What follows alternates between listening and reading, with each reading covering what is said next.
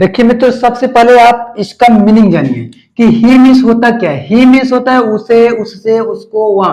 ये पुरुष के लिए प्रयोग किया जाता है। ही किसके लिए प्रयोग किया जाता है? पुरुष के लिए, ओनली फॉर मैन। और सी मीन्स उसे, उससे, उसको, वहां, ये स्त्री के लिए प्रयोग किया जाता है। आई मीन्स मैं, मुझे, मुझको, मैंने। वी मीन्स हम होता है, हम सब होता है, हमें होता है, हमसे होता है, हमको होता है, हमने होता है ना, हमने होता है, हमने होता है। ठीक। यू मीन्स क्या होता है? तुम होता है, तुम लोग होता है, तुम्हें होता है, तुमको होता है, आप होता है, आप लोग होता है, आपको होता है, आपकी होता है। दे मीन्स होता है वे लोग, वे सब, उन्हें ना। तो ईट निर्जीव वस्तु के लिए प्रयोग किया जाता है। चलिए हम लोग आज हम लोग ट्रांसलेट देखते हैं कैसे ट्रांसलेशन बनेगा, और टेंस को बढ़िया से सीखते हैं नंबर वाइज से। आपको बहुत आसानी तरीके से हम बताएंगे, बहुत इजीली तरीके से। आप ध्यान से मेरी तरफ देखिए, केवल बोर्ड की तरफ आप देखिएगा, और आपका ध्यान कहीं नहीं होना चाहिए, आपको आसानी से समझ में आ जाएगा। ठीक है, चलिए देखते हैं। चलिए दोस्तों देखते हैं, सिंगुलर सब्जेक्ट प्लस V1। ये V1 जो लिखा है भैया, ये V1 मतलब V से मतलब होता है वर्ब, और वन मतलब होता है फर्स्ट, मतलब क्रिया की पहली अवस्था है। ये V1 मतलब क्या है? क्रिया की पहली अवस्था, क्रिया की पहली अवस्था लिखा है। V1 मतलब क्रिया की पहली अवस्था। तो क्रिया की फर्स्ट फॉर्म में यस या ये जोड़ेंगे, plus object plus other word. और अगर प्लूरल सब्जेक्ट, प्लूरल मतलब होता है बहुवचन सब्जेक्ट, मतलब कर्ता, अगर बहुवचन करता होगा तो क्रिया की फर्स्ट फॉर्म में यस या यस नहीं जोड़ेंगे, क्योंकि आपको नियम दिखाया गया है। और OBJ ऑब्जेक्ट लिखा है प्लस अदर वर्ड। ध्यान से मेरी बात समझिएगा।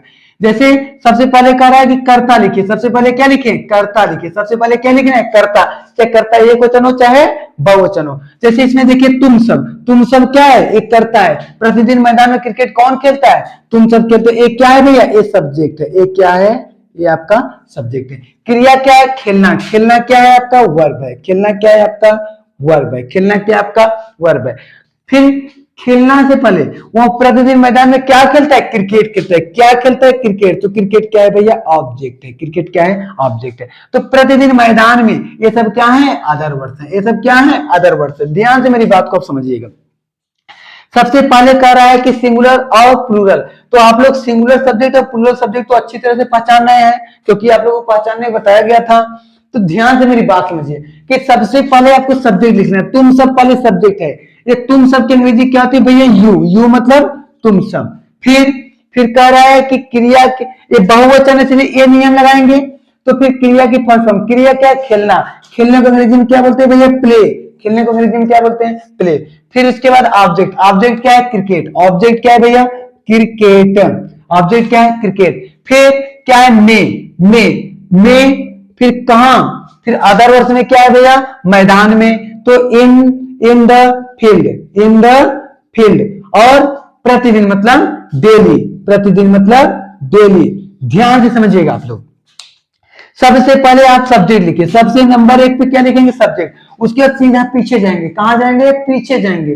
पीछे जाएंगे तो खेलना का अंग्रेजी 2 नंबर पे लिखेंगे, क्रिकेट की अंग्रेजी 3 पे लिखेंगे, मे की अंग्रेजी 4 पे लिखेंगे, मैदान की अंग्रेजी 5 पे लिखेंगे, प्रतिदिन की अंग्रेजी 6 पे लिखेंगे। ध्यान समझिए, तुम सब की अंग्रेजी 1 पे लिखे, खेलना की अंग्रेजी 2 पे लिखे, क्रिकेट की अंग्रेजी 3 पे लिखे, मे की अंग्रेजी 4 पे लिखे, और फिर मैदान की अंग्रेजी 5 पे लिखे, और प्रतिदिन की अंग्रेजी 6 पे लिखे। प्रतिदिन के लिए डेली भी लगा सकते हैं, एवरीडे भी लगा सकते हैं।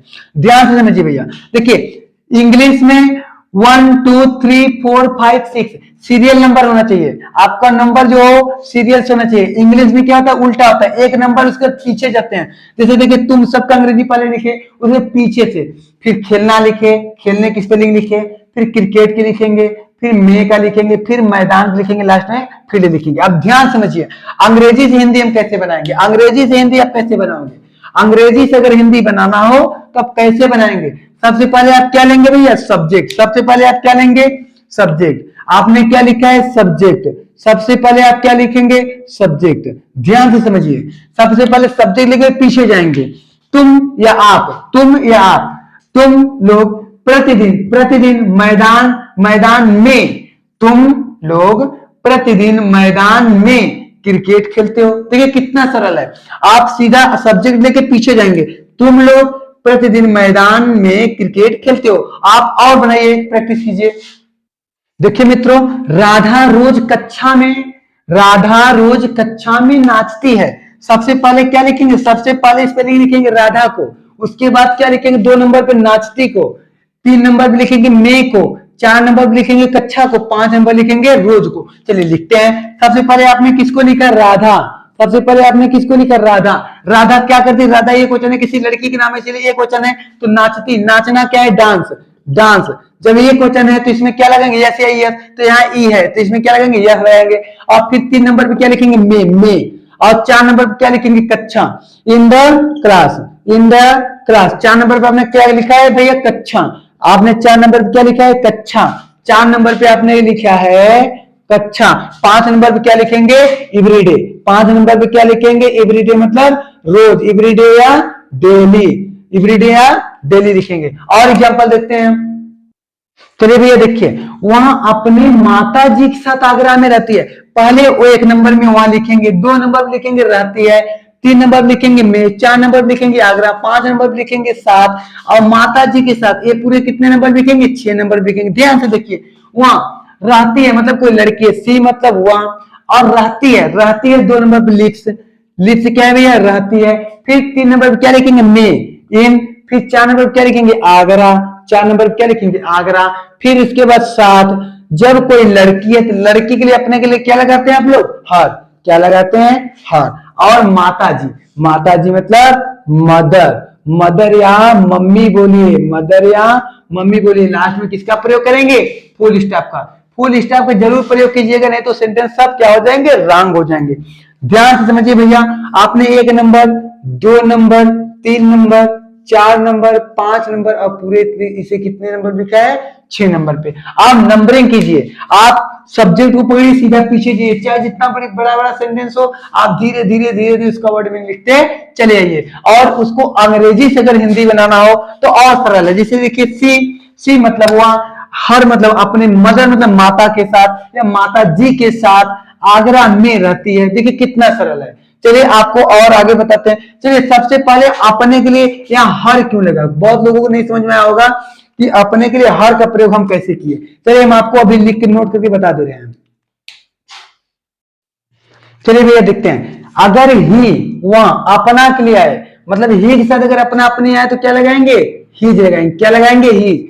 एक पुरुष के नाम के लिए भी है, एक पुरुष के नाम के लिए भी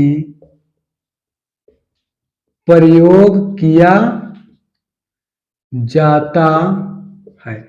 और सी हो तो क्या लगाएंगे, हॉर लगाएंगे। ये स्त्री के नाम के लिए, स्त्री के नाम के लिए। जैसे कहा जाए राधा अपने दीदी, तो राधा एक किसी लड़की के नाम है तो उसके अपने के लिए क्या लगेगा, हर। और श्याम अपने के लिए क्या लगेंगे, हिज लगेंगे। ईट के साथ किसका प्रयोग करेंगे, ईट। ईट के साथ ईट के लिए ईट्स का प्रयोग करेंगे, ईट के लिए ईट्स का प्रयोग करेंगे। आई हो, आई के लिए अपने का प्रयोग क्या करेंगे, माय। और वी के लिए क्या लगाएंगे भैया, आवर। और यू के लिए क्या लगाएंगे, योर लगाएंगे। और दे के लिए क्या लगाएंगे, देयर लगाएंगे। क्या लगाएंगे, देयर लगाएंगे। देखिए मित्रों, जैसे कहा जाए, आप यही एग्जांपल में समझते जाइए। जैसे कहा जाए, जैसे कहा जाए, एक नंबर देखिए, जिसे कहा जाए गीता अपने घर जाती है, तो गीता अपने घर जाती है, एक किसी लड़की का नाम है, ध्यान समझिएगा, एक किसी लड़की का नाम है, तो लड़की के नाम है इसलिए यहां सी है, एक तरफ समझिए। तो अपने के लिए यहां क्या प्रयोग किया जाएगा, हर। अपने के लिए क्या प्रयोग किया जाएगा, हर। जैसे कहा जाए, दो एक और देखिए, जिसे कहा जाए राम अपने अपने स्कूल जाता है। ध्यान देखिए, राम, ये राम इसमें लिखा है ना कि ये पुरुष के लिए, तो राम का मतलब यहां ही लिखा गया है, तो इसके लिए अपने के लिए क्या लगाएंगे, आप हिज लगाएंगे। अपने के लिए क्या लगाएंगे भैया, हिज लगाएंगे। और ध्यान समझिए, जैसे कहा जाए कि हम सब अपने दीदी के साथ इलाहाबाद में रहते हैं। ध्यान देखिए, जब हम सब, सब्जेक्ट आपका क्या है, हम सब है, सब्जेक्ट है हम सब मतलब वी है, तो इसके साथ अपने के लिए क्या लगेगा भैया, आवर लगेगा। अपने के लिए क्या लगाएंगे, आवर का प्रयोग करेंगे। बातें मेरी समझ में आई?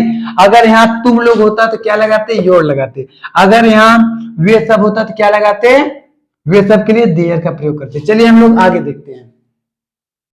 देखिए मित्रों, वह मुझसे शादी करना चाहता है। ध्यान से मेरी बात को समझिए।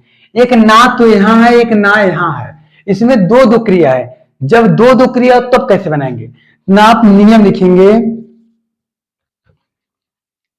रूल लिख लेंगे। जब जब वाक्य में जब वाक्य में जब वाक्य में दो क्रिया आए, दो क्रिया आए, तो पहली क्रिया का प्रयोग, पहली क्रिया के बाद दूसरी क्रिया का प्रयोग करते समय, दूसरी क्रिया का प्रयोग करते समय दूसरी क्रिया से पहले, दूसरी क्रिया से पहले टू का प्रयोग करते हैं। किसका प्रयोग करते हैं, टू का प्रयोग करते हैं। टू का प्रयोग करते हैं। ध्यान देखिए, जब वाक्य में दो क्रिया हो, जब वाक्य में दो क्रिया, एक क्रिया दूसरी क्रिया, जब वाक्य में दो क्रिया है तो पहली क्रिया के बाद, पहली क्रिया के बाद दूसरी क्रिया का प्रयोग हुआ हो, पहली क्रिया के बाद दूसरी क्रिया का प्रयोग करते समय दूसरी क्रिया से पहले टू का प्रयोग करते हैं। देखिए ध्यान से मेरी बात को समझिए। सबसे पहले आपको क्या बताया गया है, सब्जेक्ट लिख लीजिए। सब्जेक्ट क्या है, ही मतलब वहां। सबसे पहले इसको लिखेंगे, एक नंबर पीछे लिखेंगे, दो नंबर पीछे लिखेंगे, तीन नंबर पीछे लिखेंगे, सॉरी, एक नंबर पीछे लिखेंगे, दो नंबर पीछे लिखेंगे, तीन नंबर पीछे लिखेंगे, चार नंबर पे, तीन नंबर तो शादी करना है, चार नंबर पीछे लिखिए। ही मतलब वो, ही मतलब वो एक नंबर पे। चाहना, चाहना मतलब वांट होता है, वांट, एक वचन इसलिए वांट्स लगाएंगे। ये दो नंबर हो गया, ये पहली क्रिया हो गया। अब दूसरी क्रिया है शादी करना, ये भी क्रिया है, इससे पहले क्या प्रयोग करेंगे, टू, टू मैरी, ये दूसरी क्रिया हो गई, तो इसे तीन नंबर पे लिखेंगे। और किससे, मुझसे मतलब मी, ये चार नंबर पे। वह मुझसे शादी करना चाहता है। ध्यान समझिए, अब हम आपको निगेटिव बताते हैं। निगेटिव सेंटेंस, निगेटिव सेंटेंस में होता है नकारात्मक या निषेधात्मक होगा। निगेटिव मतलब जिसमें नहीं आए। किसका प्रयोग भैया, नॉट या नो का प्रयोग हो, नॉट या नो का प्रयोग हो। नहीं का जहां प्रयोग किया जाए वही निगेटिव है, जहां पे कार्य को रोका जाए। चलिए हम एग्जांपल से देखते हैं इसको। देखिए भैया, निगेटिव सेंटेंस की पहला नियम है कि एक वचन कर्ता के साथ डज नॉट का प्रयोग करते हैं, तथा बहुवचन कर्ता के साथ डू नॉट का प्रयोग करते हैं, तथा मुख्य क्रिया की फर्स्ट फॉर्म का प्रयोग करते हैं। अब आपके मन में ये चल रहा होगा कि सर जी ये हमें बताइए कि आप जब असरेटिव सेंटेंस पढ़ा रहे थे तो उसमें सिंगुलर सब्जेक्ट के साथ, सिंगुलर सब्जेक्ट के साथ क्रिया की फर्स्ट फॉर्म में यस या यस का प्रयोग करते थे, तो यहां क्यों नहीं कर रहे हैं? आप प्लूरल के साथ नहीं करते थे, प्लूरल सब्जेक्ट के साथ क्रिया की फर्स्ट फॉर्म में यस या यस का प्रयोग नहीं करते थे। ध्यान से मेरी बात को समझिएगा। एक वचन के साथ आप डू का प्रयोग कर रहे हैं, जब एक वचन के साथ डू का प्रयोग कर रहे हैं, जब एक वचन के साथ डू का प्रयोग कर रहे हैं भैया, तो आप ये डू का प्रयोग एक वचन के साथ, सॉरी, डज का प्रयोग कर रहे हैं, एक वचन के साथ डज का प्रयोग कर रहे हैं, तो आप ऑलरेडी ईएस का प्रयोग कर रहे हैं। और बहुवचन के साथ डू का प्रयोग कर रहे हैं, प्लूरल के साथ क्या कर रहे हैं, प्लूरल सब्जेक्ट के साथ डू का प्रयोग कर रहे हैं। आप जब प्लूरल सब्जेक्ट का डू का प्रयोग आप कर रहे हैं तो इसमें ईएस का प्रयोग नहीं करेंगे। ऑलरेडी इसमें ईएस लग रहा है तो क्रिया में नहीं लगाएंगे, मुख्य क्रिया में नहीं लगाएंगे। ध्यान से मेरी बात को आप समझिएगा। इसमें सबसे पहले नोट एक लिख देते हैं कि सबसे पहले जैसे लिखा है सब्जेक्ट प्लस डू या डज प्लस नॉट, तो सबसे पहले डू या डज नॉट का प्रयोग करते हैं, सब्जेक्ट के बाद डू या डज नॉट का प्रयोग करते हैं। अभी हम नोट लिख दे रहे हैं, एक नोट लिख दे रहे हैं। चलिए हमने नोट लिख दिया कि निगेटिव सेंटेंस में, कोई भी निगेटिव सेंटेंस हो, सब्जेक्ट के तुरंत बाद डज नॉट या डू नॉट का प्रयोग करते हैं। तो यहां निगेटिव सेंटेंस डज नॉट या डू नॉट का प्रयोग करते हैं, और या कोई भी निगेटिव सेंटेंस होगा तो निगेटिव सेंटेंस में सब्जेक्ट के तुरंत बाद सहायक क्रिया और नॉट का प्रयोग करते हैं, उसके बाद वर्ब का प्रयोग करते हैं। चलिए हम आपको समझाते हैं। आप लोग स्क्रीनशॉट ले लीजिए इसका, क्योंकि इसको हम मिटा रहे हैं। देखिए भैया, सब्जेक्ट प्लस डू या डज नॉट, ये डज नॉट किसके लिए प्रयोग किया जाता है? सिंगुलर सब्जेक्ट के लिए। डज नॉट किसके लिए प्रयोग किया जाता है? सिंगुलर सब्जेक्ट के लिए। सिंगुलर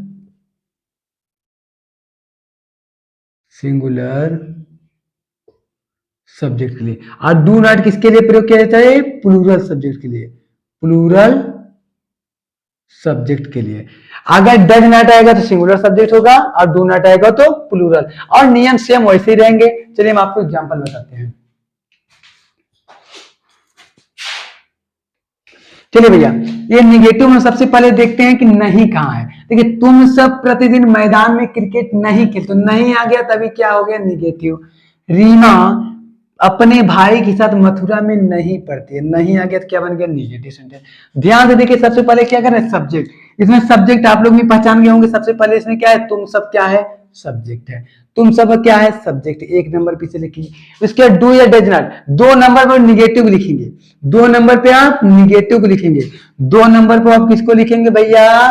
निगेटिव को लिखेंगे। उसके बाद उल्टा धीरे धीरे आएंगे। तुम सब मतलब यू। फिर क्या है? डू या डज नॉट। यू क्या है? बहुवचन है, इसलिए क्या लगाएंगे? डू नॉट लगाएंगे। ठीक है। फिर क्या है? क्रिया। क्रिया क्या है? खेलना। खेलना मतलब PLAY, प्ले। फिर उसके बाद क्या है? खेलना है, क्रिकेट। क्या है भैया? क्रिकेट।